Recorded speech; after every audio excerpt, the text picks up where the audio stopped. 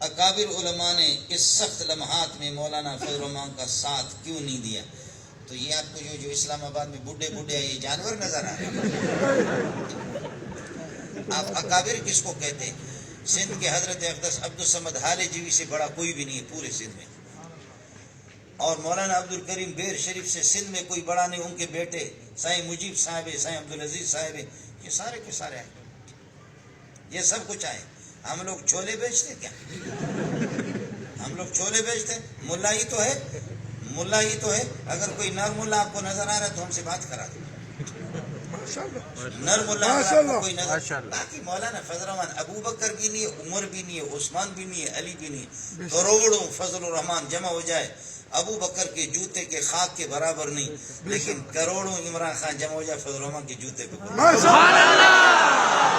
آپ کو سمجھ میں نہیں آئے؟ فضل الرحمان کو ابو بکر کے ساتھ نہ تولو، عمر کے ساتھ نہ تولو، ان کے ساتھ خاتم محمد ان کے ساتھ تولو، مدینہ کی ریاست قائم کرے گا۔ اس کو بتا دو کہ اللہ آپ کا بھلا کریے کہ کیا ہے، اول کلمہ، دوم کلمہ، سوم کلمہ ذرا سنا دے۔